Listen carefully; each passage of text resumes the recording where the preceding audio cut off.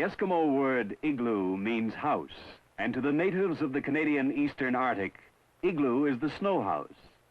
Built of snow blocks cut from the hard-packed drifts, an igloo provides the Eskimo with shelter during the long winter months. Easy to build once you know how, his home is compact and strong. The igloo gains strength from its ingenious design.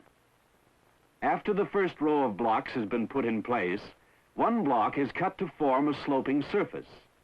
The second row is started on this slope, and the blocks built up in a continuous spiral, the key to the whole structure.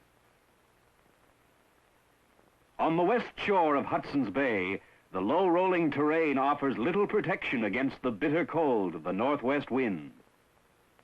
Tupac and Akiutok, having left their families in the igloos of the winter camp, are coming into the post to trade. They look to a mug-up of tea and pilot biscuits at the trader's house.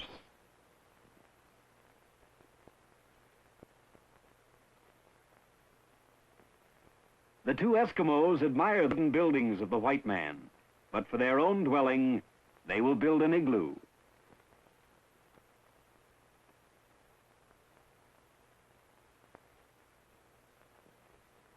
First, Akiutok, the elder of the two, selects a suitable site. With his probe, he tests the snow. It must be hard-packed, and yet not so hard that it will not cut.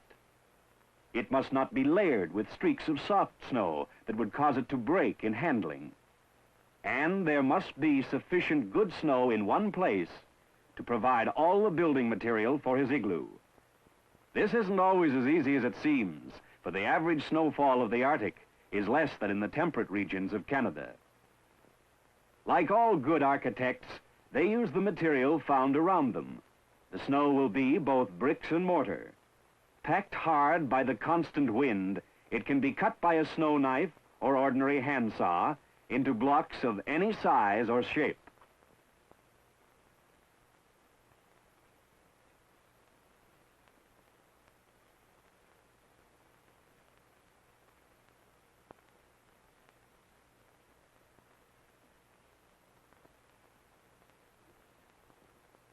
The first blocks are cut from a rectangular trench, which often serves as the entrance tunnel to the completed igloo. A row of heel marks is sometimes used as a baseline for the first row of blocks. The igloo must be nearly circular, otherwise, when a construction nears the top, the wall will collapse. From a lifetime of living with it, the Eskimo knows his snow. Providing it is of good quality, he can build the igloo entirely from snow found within the circle of the walls. And since the blocks are taken from inside the circle, the actual floor of the igloo will be the depth of one block below the surface of the snow outside.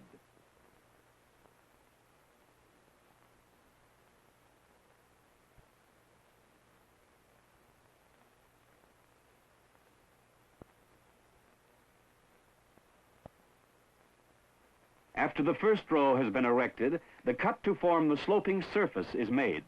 The next row starts on this slope, and the upward spiral begins. When building an igloo for an overnight shelter, the Eskimo works quickly.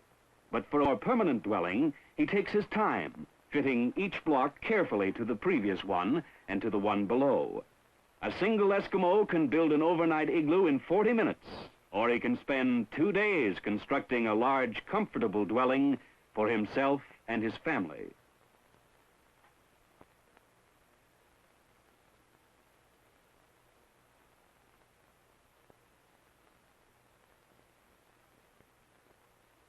The Eskimo is a nomad.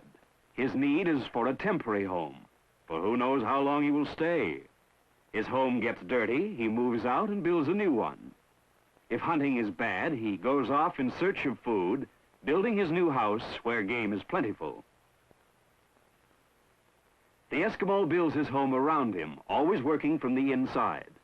He has cut the first row of blocks so as to have a slight inward lean, which will gradually become more acute as the walls grow higher.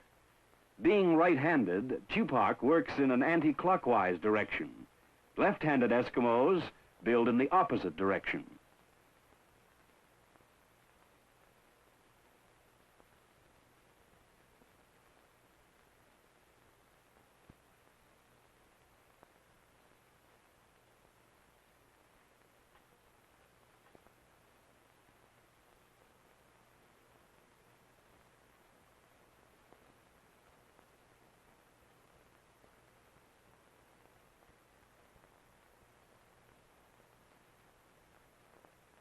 As the inward lean becomes more acute, greater care must be taken in fitting the blocks together.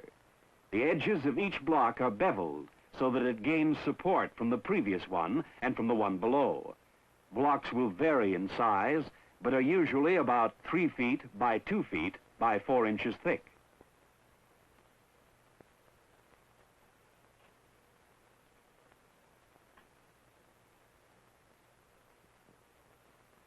Gradually, the spiral design in the inward lean of the blocks produces the familiar rounded beehive shape. This rounded shape is another excellent example of good use of the fundamental laws of architecture. Engineers and architects have found no better way of building an igloo. It has no corners and no waste space.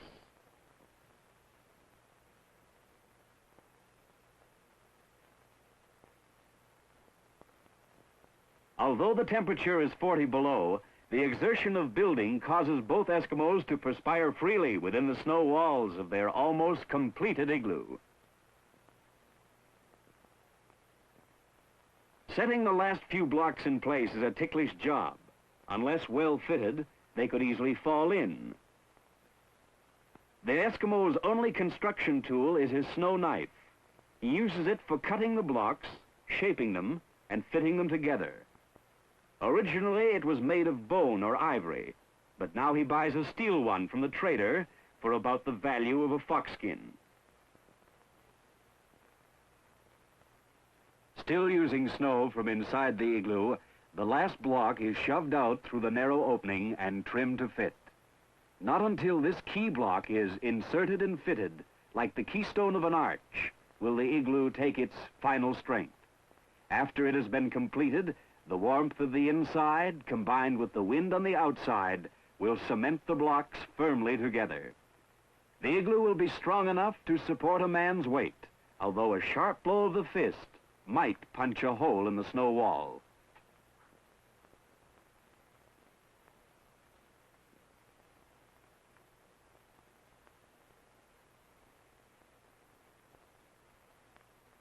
Like the man who paints himself into a corner, the Eskimo has built himself into his house. Cutting his way out, he forms the doorway of the igloo.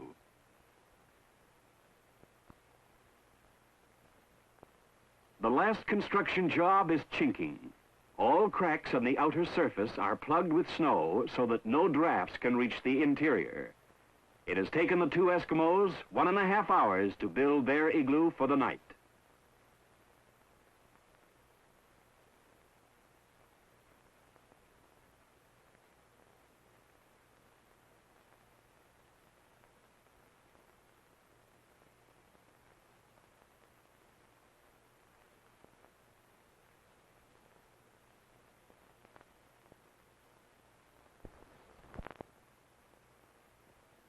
Caribou sleeping robes and extra skins to cover the sleeping platform provide perfect insulation against the cold snow.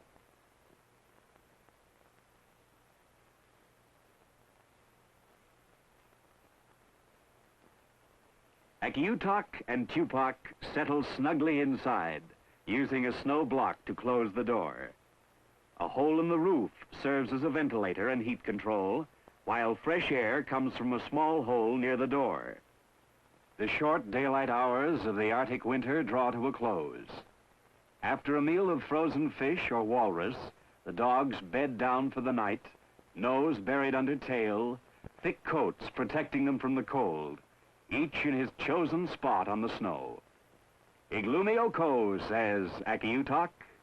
It is warm. This is my home.